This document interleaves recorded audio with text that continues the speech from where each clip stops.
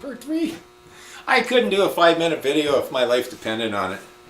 And yet I never talked to anybody. I didn't even, my brother lives a few miles from here. I didn't see him almost all December and January. You know, it's like, you know, it's like, I'm just trying to keep my shit together. I'm going to be doing a fundraiser, a GoFundMe, on my buddy's bike. Now this is a man that's that's pro bono, helped a lot of women get their kids back from, and families, get their kids back from the state. All right, and when the state runs in and fucking grabs your kids unlawfully and pretends to act like they're some kind of fucking co-parent. This man has helped quite a few women out. Now this man only operates on donations, and a lot of the folks that lose their kids to the establishment cannot afford to fight the establishment. They just can't, you know. So they get a lawyer and they get sold out. I mean, that's just bottom line. It's a quick summary of the whole thing. So in the next day or two, I don't have to get back to that job till Tuesday. So I'm really going to work hard on getting my PayPal hooked up to GoFundMe or something. And then I'll put the information out. There is a common law group that I'm in with. It's Carl's group. And I had put the call out a few months back. And guys did text me or whatever and send their support. But I got busy just trying to keep my, like you say, Frank, just keep the fucking wolves off the door myself. Right? And the biggest thing with that for me is I'm too old to go away to work anymore. That and our whole economy went for shit, okay? Those public servants have destroyed Canada, have destroyed the economy of the people, have destroyed it. You know, BC's floating on whatever BC's floating on.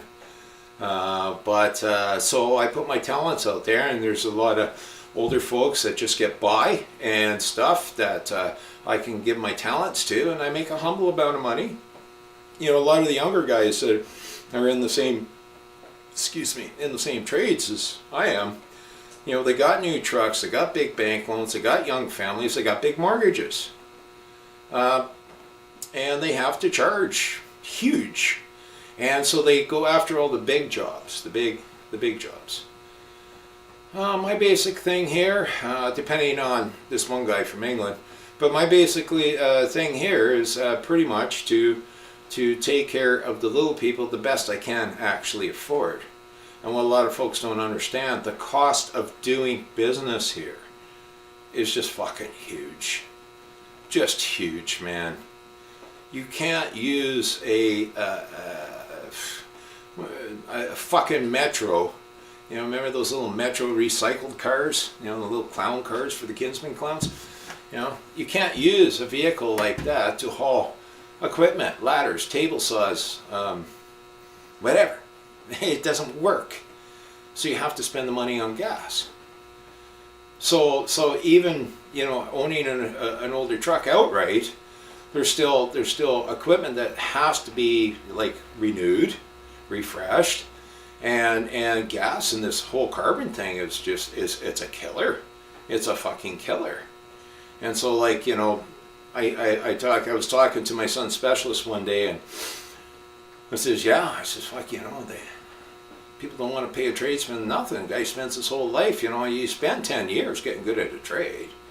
You know, guys go to school for 4 years over a 10-year period and get experience at the same time and pay their hell of their dues.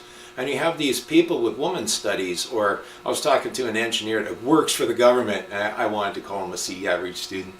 But whatever. There's too many people on the planet. I says, how many kids you guys got? 2. Okay, well, why don't you euthanize your own kids? There. Do something for the planet. Actually, you know what? You could help out, you could help out our debt process and euthanize yourself too. And get off our public dole. You know, so, but I was talking to the specialist one time for my son, and I said, yeah, man, like, and this was a while back, and she goes, yeah. I says, yeah, man, people don't want to pay a tradesman what he's worth. And And you know, they want to use tradesmen as slave labor. These university elites. And her nose goes up. She goes, "Yeah, well, everybody wants to move here." It's like, lady, who fixes your car? Who fixes your house? Who keeps the fucking water going? Who keeps the pipes working? You know, who keeps the power going? These are all tradesmen. Tradesman, as in man and woman, okay? And I refuse to say tradespersons. Fuck.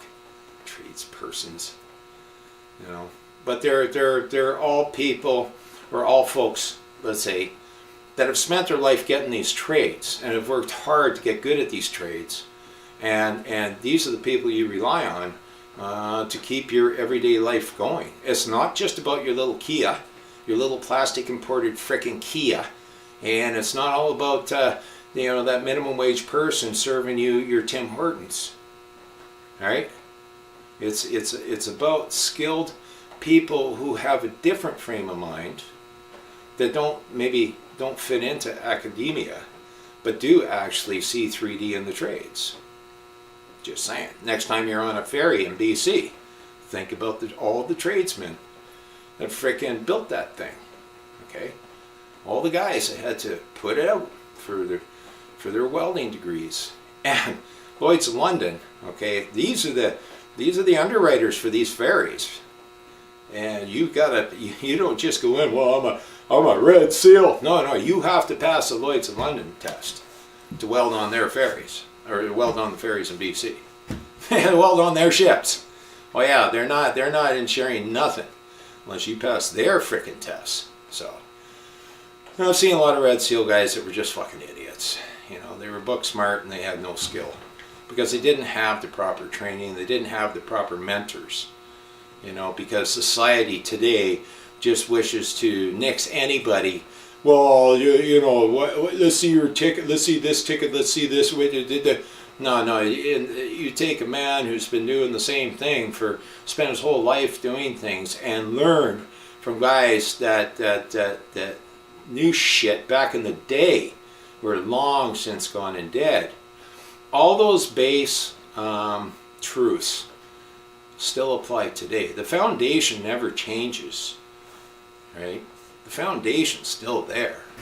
You know, maybe technology got a little better in this and that, but the foundation to everything we've done is still there. And the foundation of this land is common law.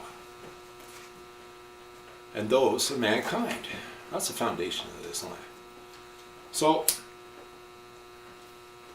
I'm gonna go move some snow. See if I can upload this. Probably take a fucking day.